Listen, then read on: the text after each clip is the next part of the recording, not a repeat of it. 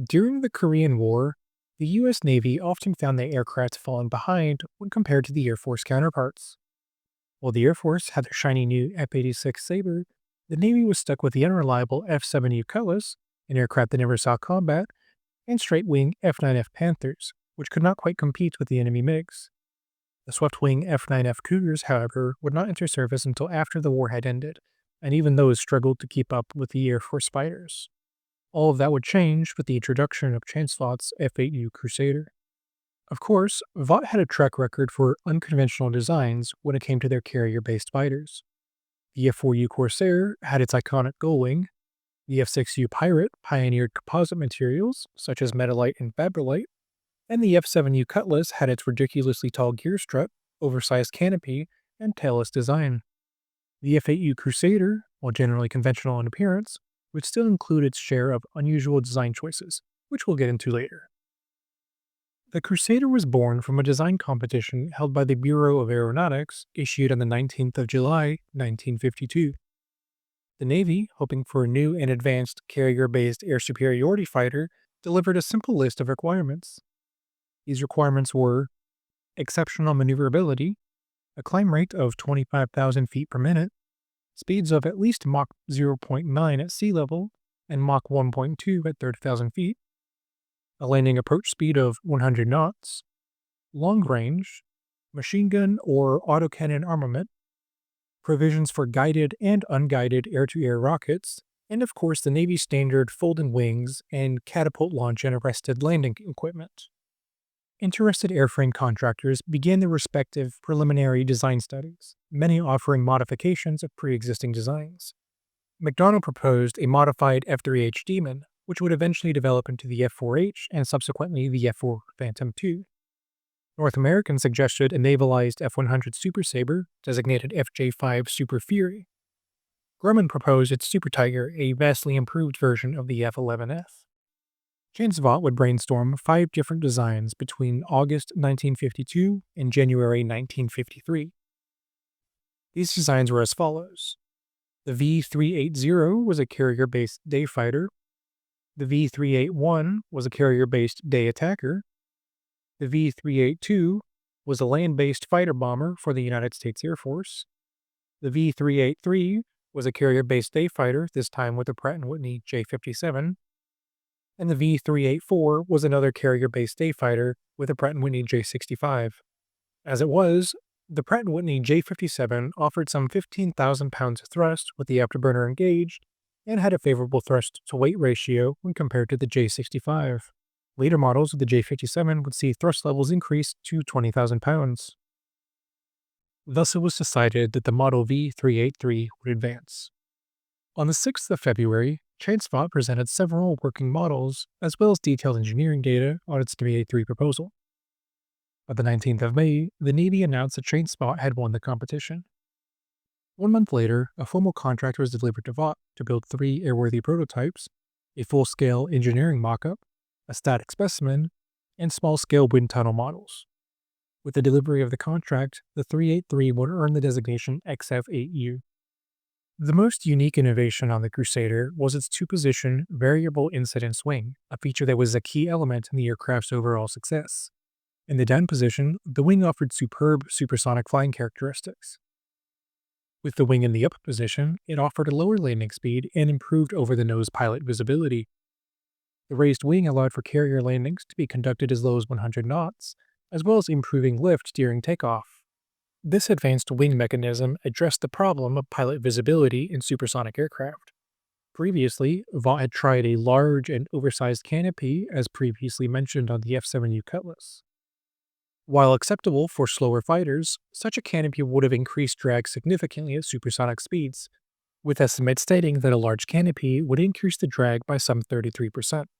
Thus, Vought determined that the 2-position wing, just by adding weight to the aircraft, would be the overall better option. The shoulder-mounted position for the wing was chosen for 2 reasons.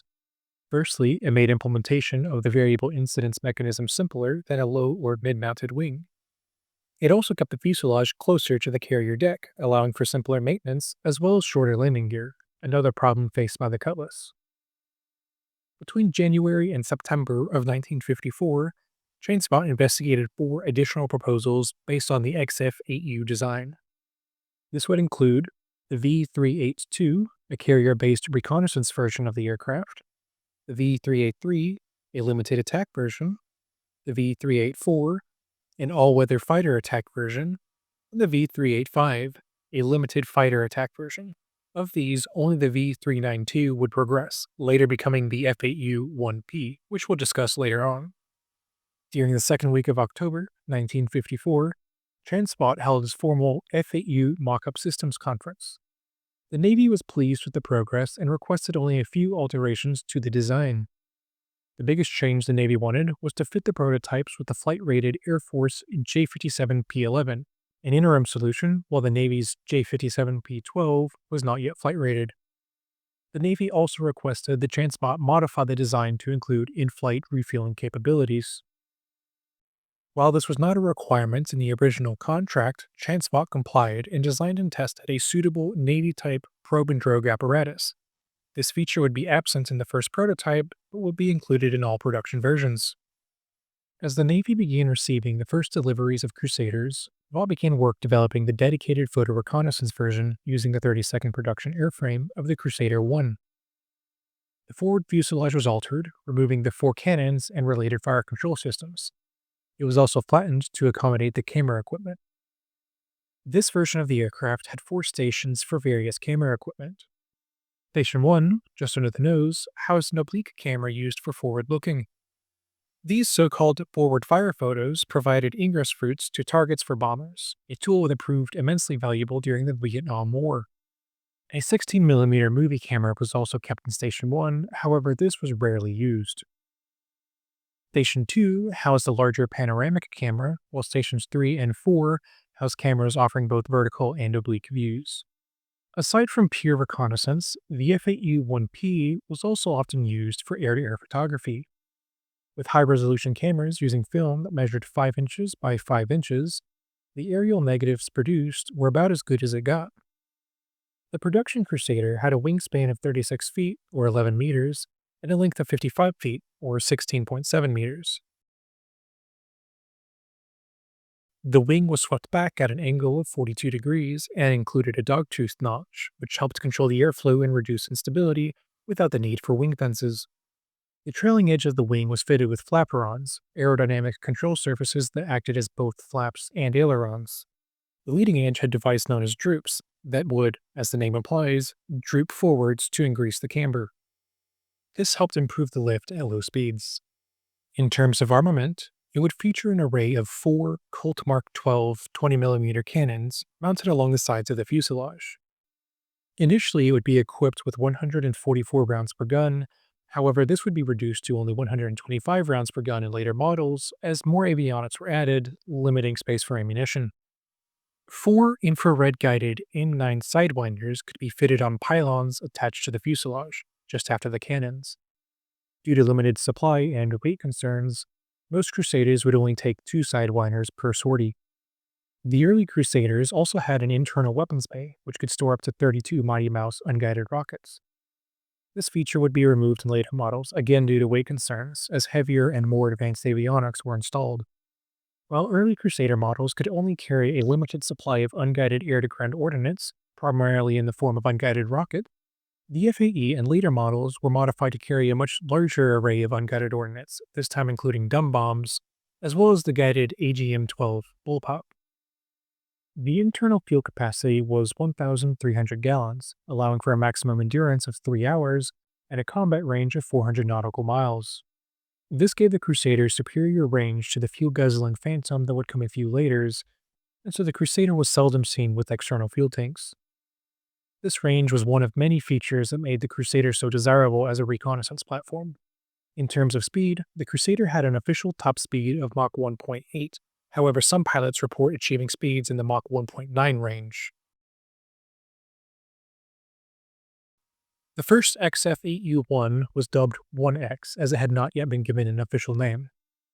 It rolled out of TrainSpot's Dallas, Texas facility on the 22nd of February, 1955, a mere 20 months after receiving the letter of contract. The aircraft was certainly a sight to behold, with its unusual shoulder-mounted wing emphasizing its sleek lines. It was also sporting a bright red arrow flying down the side of its silver fuselage. While bold in appearance, it did not sport the exotic feeling of the F-7U that preceded it. As the 1X rolled out, the second prototype, designated 2X, was nearing completion. The XF-8U's development proceeded quickly. However, Chance Spot's runway at Hensley Field had not yet been lengthened in time for the 1X's maiden flight. As such, the airframe was delivered to the Air Force's Flight Test Center at Edwards Air Force Base. Of course, nothing ever goes to plan, and while the fuselage arrived as expected on the 14th of March, the wing section would be delivered 2 days later, as the truck carrying the wings was involved in a minor accident en route. After the 1X was reassembled and its systems were checked out, it began low-speed taxi tests, with recently appointed Chainspot test pilot John W. Conrad at the controls. High-speed taxi tests were conducted a few days later. By then, Conrad was certain that the aircraft was ready for flight. In preparation for its maiden flight on March 25, 1955, Conrad conducted one final high-speed test, reaching a speed of 178 knots. The nose wheel gently lifted off the lake bed runway as the plane itself was itching to get airborne. At this point, Conrad slowed down, concluding the final taxi test, and returned to the start of the runway. This time, ready to get airborne, Conrad advanced the throttle to full power, roaring down the runway. At 182 knots, he gently pulled back on the stick, and the XF-8U got airborne for the very first time. With the Air Force following closely behind in an F-100 chase plane, piloted by Colonel Frank Everest, the XF-8U climbed to an altitude of 16,000 feet. Here, Conrad cut off the afterburner and did some basic tests of the 1X's flight characteristics. Satisfied, he relit the afterburner and soared to 35,000 feet. Once at altitude, Conrad conducted further tests, this time testing the high-speed handling characteristics. Everything was looking as expected, and so Conrad prepared himself for Mach 1. While holding altitude, Conrad re-engaged the afterburner and effortlessly exceeded the speed of sound. This would be the first irrefutable case of a Navy aircraft surpassing Mach 1 in level flight. This feat was verified by the F-100 chase plane equipped with a nose boom. While some may say the earlier F-4D holds that title, the validity of that statement is often questioned. The F-11F Tiger also has its claim on the title, however it only just punched past Mach 1 before a catastrophic engine failure. This leaves the XF-8U as the first naval aircraft capable of sustaining supersonic flight. It was also the first naval jet capable of keeping pace with the Air Force's supersonic fleet. This historic flight lasted a mere 52 minutes. Exactly 1 month later, the second prototype, 2X, rolled out of the Dallas factory and would subsequently conduct its own test flights out of Carswell Air Force Base starting in June. The 1X would continue to fly over the next 5 years, completing over 500 flights. A total of 17 different variants of the Pratt & Whitney J57 engine were trialed on the single airframe. 1X was donated to the Smithsonian, where it would sit in a storage facility for decades. It has since been restored and now sits on display at the Museum of Flight in Seattle.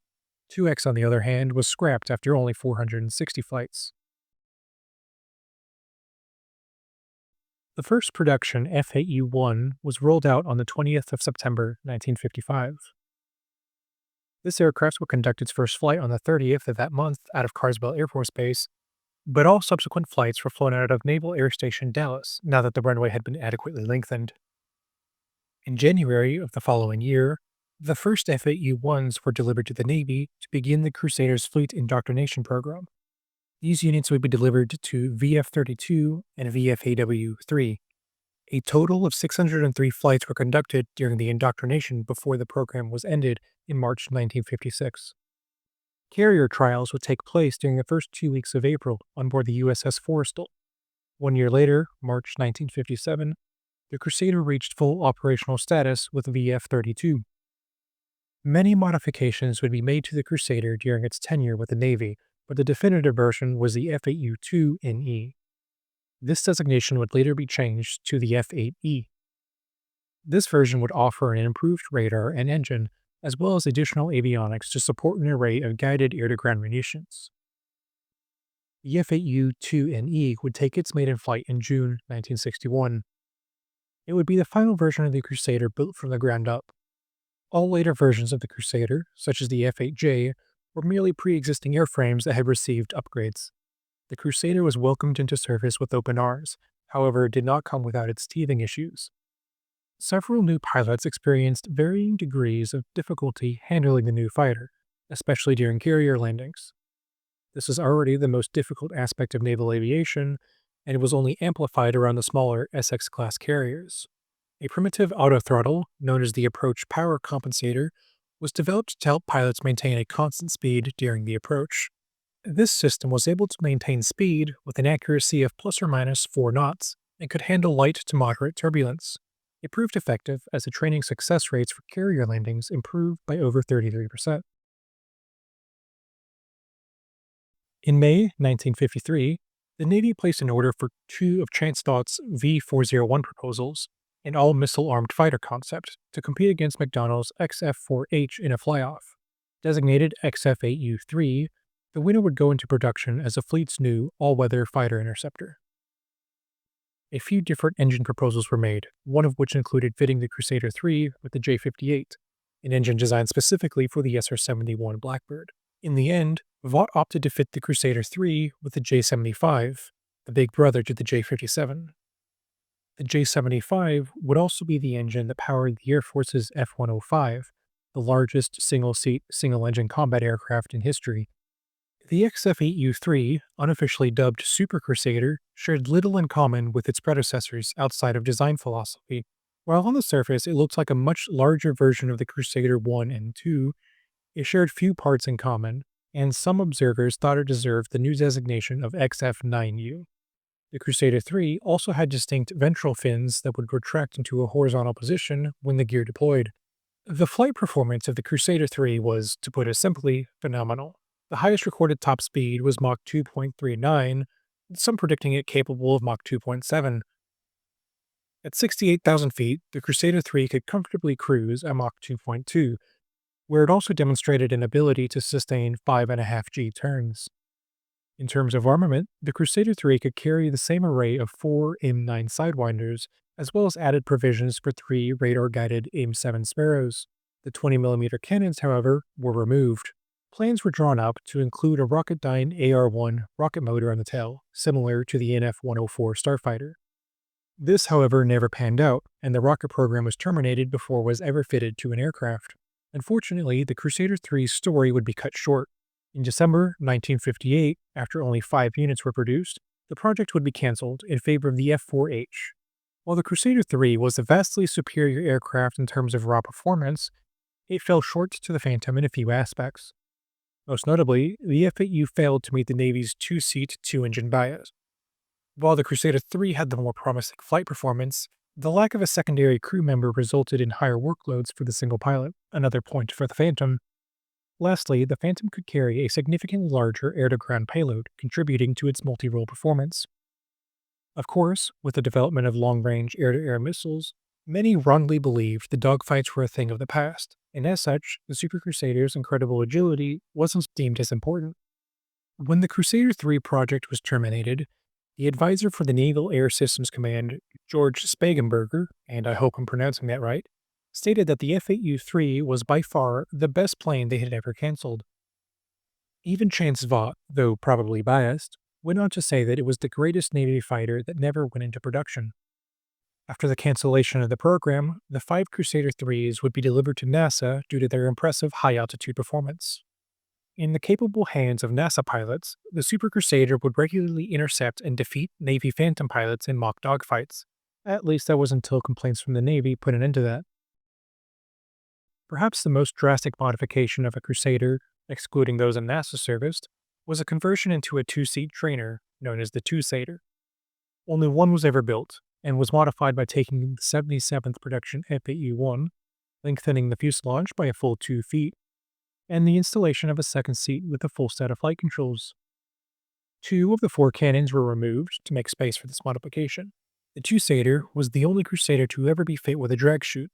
This version of the Crusader first flew in February 1962, shortly before it toured Europe as a demonstrator. The British showed interest, expressing the desire to fit theirs, had they obtained any, with their own Rolls-Royce engines. After failing to secure a production contract for the Crusader, Vought delivered the single example to the Navy's test pilot school. Here it would serve for only a handful of years before being obtained by NASA. By 1977, this trainer was reacquired by the Navy in order to train new Philippine pilots on the recently acquired F-8Hs. This, unfortunately, would mark the end of the Crusader, as at one point the crew were forced to bail out during a training mission after encountering engine troubles. Throughout the 1970s, NASA would get their hands on a few more Crusaders. At least one F-8C airframe was modified to pioneer digital fly-by-wire technology using data processing equipment adapted from the Apollo guidance computer. While considered revolutionary technology in the early 1970s, the digital fly-by-wire system would soon become standard worldwide, seeing its first application in commercial aviation with the Airbus A320 in 1987. The Crusader used on these pioneering flights now sits on display at NASA's Armstrong facility. Another one of NASA's Crusaders was also modified with an experimental supercritical wing. This was a unique airfoil designed to reduce the effect of shock waves at supersonic speed, in turn reducing drag. This airfoil study was conducted as part of the National Supersonic Transport Program, with plans to apply it to the Boeing 2707. Upon that project's cancellation, the supercritical wing was one aspect that survived termination. Data gathered during the F-8's service as a testbed would go on to influence the wing designs of aircraft such as the Boeing 757 and 767. The Crusader would go on to set numerous world records. The Navy wanted to prove just how hot the new fighter jet was, and to do so they conducted a world speed mission. Dubbed Project 1 Grand, the goal of this mission was simple: reach 1,000 miles per hour. Should the mission succeed, it would shatter the Air Force's current record of 822 miles per hour. Project 1 Grand was originally planned to be accomplished in the Mojave Desert. As the mission received an official sanction, it was moved to the 15-kilometer course at the Naval Ordnance Test Station at China Lake. The Navy strictly ordered Windsor to show self-control and keep the speed at exactly 1,000 miles per hour, or Mach 1.5. This mission was completed on the 21st of August, 1956, setting a new world speed record excluding experimental types. During this flight, Windsor would average a speed of 1,015.5 miles per hour. The aircraft used was the 12th production F8U-1 with 4 20mm cannons equipped and a dummy weight simulating a full load of ammunition, as well as 32 2¾ inch rockets stored in an internal bay. To continue the trend of setting these impressive world records, the Navy initiated Project Bullet. In this mission, an F-8U Crusader would make the first coast-to-coast crossing of the United States at supersonic speeds. Flying a factory-fresh F-8U-1P Photo Crusader, Major John Glenn, future astronaut, completed this flight from Los Alamitos, California to Floyd Bennett Field, New York. Glenn averaged a speed of 723 miles per hour, or Mach 1.1. This flight, distancing nearly 2,500 miles, took Glenn 3 hours and 23 minutes. With the exception of takeoff and landing procedures, the minimum speed maintained during this flight was a mere 250 miles per hour, during which aerial refueling would be provided by Navy AJ Savages. This would happen on 3 separate occasions during the flight. In between these pit stops, Glenn was seeing speeds as high as Mach 1.7. Immediately after the successful flight, Glenn complimented the airplane, saying it was the best fighter plane in the world. The first Navy squadron to receive the Photo Crusader, now designated RF-8A, was VFP-61. Although they had received their flashy new jets in September 1957, the Photo Crusader's first operational test would not occur until October 1962. This occurred during the missile Cuban crisis, after an Air Force U-2 discovered indications that the Soviets had introduced ballistic missiles in the region. While the U-2 offered high-altitude reconnaissance performance, the Air Force's RF-101 fleet was largely inoperative, unable to provide the low-level, high-speed missions needed to gain finer details regarding construction activity. This is where the RF-8As came into play. Photo Crusader flights over Cuba began in October under the codename Blue Moon. Over the course of 6 weeks, a total of 160,000 negatives were received from the RF-8s. This conflict would end in late October when an agreement was made in secret for the US to remove its nuclear arsenal from Turkey and the Soviets removing their own from Cuba.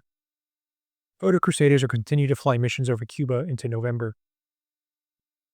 In service in Vietnam, the F-8 was used both as a fighter and a bomber. though his primary mission was as an air superiority fighter. This fact was reflected on the daily mission scheduling, as Crusaders would only be assigned bombing missions after all fighter commitments had been met. General configuration for air superiority missions would typically equip the Crusader with 2 AIM-9Ds. However, in some cases, it was fitted with 4. The Crusader was also capable of carrying the AIM-9C, the only radar-guided Sidewinder variant. However, this missile does not appear to have ever been used in combat. The Crusader earned the nickname of the Last Gunfighter, as it was the last aircraft developed for the Navy around the use of cannons as its primary armament. This name, though well remembered, was not entirely honest. Over the skies of Vietnam, Crusader pilots quickly learned that the Colt Mark 12 cannons were far from reliable. Not only did they struggle with accuracy, the cannons were also known to jam during high G maneuvers, particularly over 3.5 Gs. In fact, the cannons were only ever credited for 4 air-to-air kills against enemy MiGs. Miramar-based training squadron VF-124 also expressed dissatisfaction with the limited trigger time, only about 13 seconds. Their solution was to rewire the gun circuitry, allowing pilots to select a pair of guns to fire separately. While this reduced the overall hitting power, it did double the trigger time. Initially, this unofficial modification was looked down upon at the Navy maintenance fields. This modification, however, did eventually receive official sanctioning. It did not, however, come without costs. This switch was known to trigger a brief voltage surge, which could result in the inadvertent launch of an AIM-9. The Crusader would face North Vietnamese MiGs on countless occasions during the Vietnam War. Despite being fitted with a radar, the Crusader never actually made first contact via radar detection during these engagements. Instead, pilots relied on ground-based intercept controllers to guide them into favorable firing positions. The F-8 would go on to have the most favorable kill ratio during the Vietnam War, with 19 kills to 3 losses in air-to-air combat. This earned it the nickname MiG Master. A total of 170 airframes were lost during the war, most of which were attributed to ground fire and accidents. The last active-duty Crusaders, assigned to VF-191 and VF-194, were retired in 1976 after nearly 2 decades of service. At the time, this was the longest any Navy fighter had served. The Froda Crusader, however, saw an additional 11 years of service, flying with VFP-63 until 1982, and 2 Naval Reserve Squadrons until 1987. The last operational Photo Crusader was then delivered to the National Air and Space Museum. Outside of U.S. service, the Crusader would equip the French Navy, as the F-4 Phantom proved to be too large for the new French aircraft carriers, whose names I won't even attempt to pronounce. The French ordered 42 Crusaders in 1962, and these would be the final factory-fresh Crusaders ever to be manufactured. Based on the F-8E, the French Crusader would see a few modifications, namely in the use of blown flaps and modifications to make the aircraft compatible with French air-to-air missiles. This version of the Crusader, designated F-8E-FN, would be delivered between October 1964 and February 1965. The Philippine Air Force, as mentioned earlier, would also show interest in the Crusader, ordering 35 second-hand F-8Hs from the U.S. Navy in 1977. 25 of these airframes were refurbished to airworthy condition by Vought, and the remaining 10 were used as spare airframes for scrap parts. The Philippine Air Force would use them primarily to intercept Soviet bombers and to escort presidential flights. The Crusader's tenure in Philippine service would be short-lived due to limited spare parts and the quick deterioration of the airframes. By 1988, all Philippine Crusaders were grounded and would officially be retired 3 years later after being further damaged by a nearby volcanic eruption. The Crusader was an important step in naval aviation. It was a mostly conventional yet highly advanced jet fighter.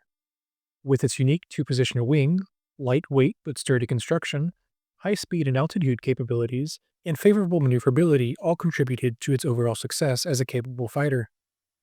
Despite being designated as an air superiority fighter, it served a critical role as a reconnaissance aircraft as well as a limited fighter bomber. The Crusader was an ingenious design and an outstanding technical accomplishment. It met all of the Navy's requirements, even exceeded them in some aspects. It was often said that the F-8 was God's gift to fighter pilots. The Crusader defined an era of aviation with its influence still felt throughout the aviation industry today.